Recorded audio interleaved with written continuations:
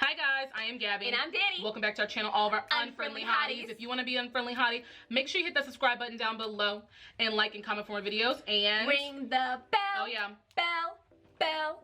Ring the bell to be notified when we upload. Tonight we are back. We're doing another segment of Two Sad Bitches. We missed you guys. I know. This segment was so much fun. Yes, and we've been extra sad, but you know, today we're going to be extra messy. Oh yeah, no, we're not being messy. We're not being messy. Yes, we're so gonna scratch that one. We're going to report on the mess though, yes. Because let me tell you, it's been a long time coming for this story, a very long time. So I'm gonna go ahead and start off with this just because I know the full timeline of it. So I'm gonna go ahead and tell the full story, and then after that we will discuss what's been happening. So we started YouTube in 2016. As you guys will know, I privated most of those videos because we looked awful. It was real raggedy. And you know what? Real raggedy. We all started at the bottom, and our bottom was below the bottom. But some of them didn't start at the bottom. True. Some of them didn't struggle like that. That was another level. I'm just gonna say there were no acrylics. There was like on you. Speak for yourself. Yes, there was no acrylics on me. We barely had. You know what? We didn't know. We barely knew what makeup was back then. But anyways, so 2016, we went to our first K-pop concert, which you guys know was GOT7 Fly NYC.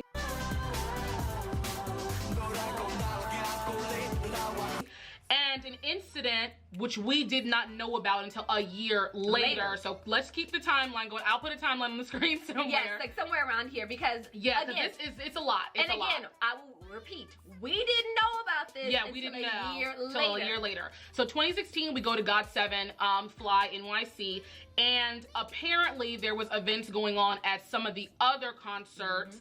And the reason why we say this is because we did not see, and I reiterate this, we did not see these girls there. However, first of all, we even got the extended day tickets. And when they added the extra day to New York, that's when we got our tickets. We were not going to go. No, we were gonna go, but they sold out. Yes. Yeah. We were gonna forget about it until they opened up that extra day. And like I said, because that one was what? They had 3 days in New York when they originally only had 2. When they originally had 2, correct. From what we inferred, we don't know. We didn't know. This happened on the set days, the original days that they had, and then the extra day was pretty smooth because we were there. Because we were there and we didn't see anything about that. So with that being said, sorry, this is like a really messy timeline because we're trying not to like really push on these girls like that, but apparently there was an incident that happened at either Fly Chicago or Fly New York. The story is kind of messy. The story is very messy. People said it happened at both of them. Honestly, I don't know who's going from Chicago to New York with them plane tickets literally like in a 2-month time period. But you're a good one. It might have been both. Supposedly these girls were at the high touch of the GOT7 concert, and this is the story, and I'll go ahead and put it up here on the screen and in the description box so you guys can go ahead and read all of it because it's a long stream of messy stuff. But they claimed that Jackson and Mark called them hot. Well, what was sexy. it? They called them sexy. Now, anybody that knows how high touch goes and knows how idols are, they would never use that word. They wouldn't even say hot. They say, "Oh, you look cute. You look nice." You know that they may compliment you on your looks. I don't even think they would do that. High touches move so fast. You shake your hand, you maybe get a moment to say something, and then you gotta go because you cannot hold up the lines. Anyone knows who's ever done a high touch. They don't play those games. They don't play cameras. They don't play phones. They don't play none of that. Exactly. And they'll kick you out. So they'll kick you out. Security was there. And now here's the issue. The story is so messy because there were no cameras. No one can confirm or deny what happened. But this is what we have heard and gathered over the 4 years this has been going on. So the 2 girls, and I'll go ahead and put them on the screen right here. They are twins. They were actually very, very known in the K-pop scene because they hopped around from a lot of different concerts. They actually also had a YouTube channel in 2017, which leads us to this event of 2017.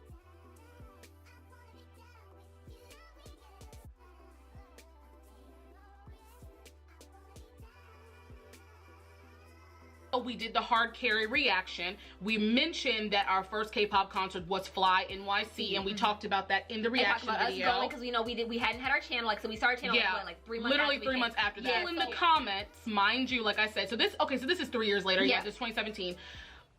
In the comments, asked us, did we know who these girls were? First of all, like we said before, if they claimed it happened and they claimed they were there, just because we didn't see it doesn't mean it didn't happen. It doesn't mean it did not happen. But people were like in our comments trying to make it seem like because we were there, we were involved, and that we knew them because they had a YouTube channel and started around the same time, and they figured that because reactions are such a small community that we all know each other. Said the fact that they literally, it was not even like people 3 were hours. hounding us. Yes, yeah. I mean, it was just constant. We were like, who are these chicks? We had no idea who they were, but they were very popular. I mean, these girls were gaining almost 6,000 subscribers in like 2 or 3 months. And honestly, they're gorgeous girls. Call a spade a spade. They're beautiful. They're beautiful. I mean, the girls are drop dead gorgeous. They are. Which brings us to our confusion of why. Right. So why lie about it? This is what everybody was saying was they wanted to know if the story was true. And because we kept saying we couldn't confirm it, people were trying to make it seem like we were covering up their story. I was like we knew them. That was so crazy. People were like, oh my gosh, you guys know better. You guys had to have seen that.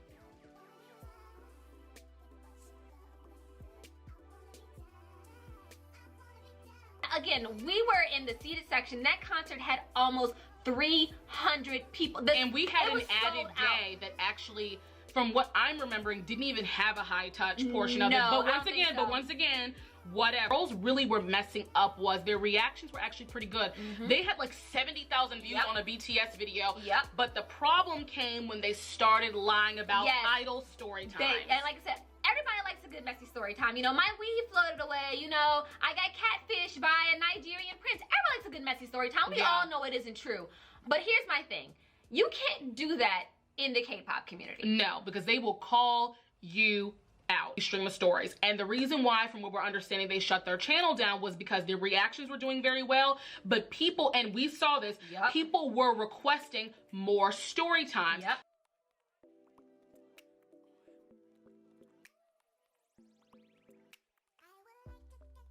Gag. The gag is the woman who worked there called them out on Snapchat saying, I was there, I worked there. And she showed her uniform, she showed her thing. She said, I was there. Did not You were not there. And now these girls are extremely distinctive to the point where if you would see them across the room and know them.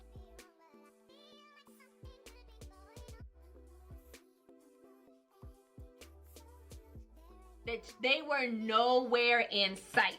So that was strike number 1 and 2 and 3 because you lied about the high touch. They lied about the Starbucks event, and then they had 2 people call them out. No, strike 4 because you know what else they did? They made a whole video about it. They did. Like I said, the internet is forever. It is. But the biggest thing is this brought up the stories again on our end. So they tried to rope us in by saying, why don't you guys talk to them? You guys have been on YouTube for two and a half years. Because at this point, it was like 2018 by now. This happened at the end of like 2017, leading into 2018. And that's when they had shut down their channel because they had also lied about seeing BTS, which I think really was the nail in the coffin for these girls. Honestly, at the zoo in Chicago. Don't F with the army. Like, honestly, whatever your opinion on them being, just shut up. It's just it's not even worth it. Just what I think put the nail in the coffin for them. And it's really saddening because as far as female reactors go, there isn't too many of us. No. But people kept trying to put us in it like, why don't you check them? Why don't you do this? What? We live on the East Coast. We have full-time jobs and I have a kid. Do you know how much time we're not checking anybody but ourselves? You know how much free time we have? Zero. So, as Danielle knows, I went ahead and messaged one of them, and honestly, it was 2.5 years ago. I don't even remember which one it was because their Twitters don't even exist anymore. Because these girls were getting so much hate and so much flack, it was ridiculous. And literally, like I said, every time you blinked, it was something about you heard about them. And then people were coming to our comments like, have you heard about this now? Yeah. First of all, we never even mentioned that we even knew these No, this is literally 2.5 years ago that people are still trying to make it seem like we're covering up for these girls as if we know them or something. And finally, I went ahead and messaged one of the twins on Twitter, and I told you about this. One of them responded and was like, oh, girl, we're not even concerned. You know, all publicity is good publicity for us. Y'all doing your thing, we're doing ours. And then their channels disappeared. And to be fair, like I said, once we found out all the shenanigans, we still weren't too clear on the actual timeline of the stories. Like, we had to do this research after the fact that their channel was gone. Because like I said, we looked one day and we were like, we hadn't seen a reaction from them for a while. And then we looked and the channel was gone. Said, I really want them to come back. Like, why not? I want them to come back. I want to see what their content's like. I want to see how they've grown. And if they continue to do with the fuck shit, they can get then they can go. Because we already know people are looking for them to mess up. So, you know, it's sad, But that's what it is, and you know, I don't know about you, but I'm still pissed off that people keep trying to rope us into it. I'm not gonna do. What? How? How did we get in this? How did we get into this? Why do y'all want? No, here's the real question. Why do y'all want us to be in the drama? But you know what it is? It's because they want us to check them. Yeah, you know that's what it is. That's they want us to be shady and check them. Y'all want us to be mean. But no, you know what? We're not here for We're not doing we're it unless too we have old. unless we have a reason. We're too old and we will look like bullies. Like, true. Because that happened to me. Somebody sucked it. Our age combined is like 40, like 50. Whoa! We too old to be bullies, bitch. Like, with that being said, that was our first drama involving YouTube, which I don't really know if you really want to call it our YouTube drama, but I feel like it was because it's been dragged out for so long. Our indirect, like I said, indirect drama. drama. But let us know what you guys want to talk about on our next segment of Two Sad Bitches. So it'll be segment number 3 of this. And make sure you follow us on Snapchat, Twitter, Instagram, and we'll see you guys in the next one. Bye.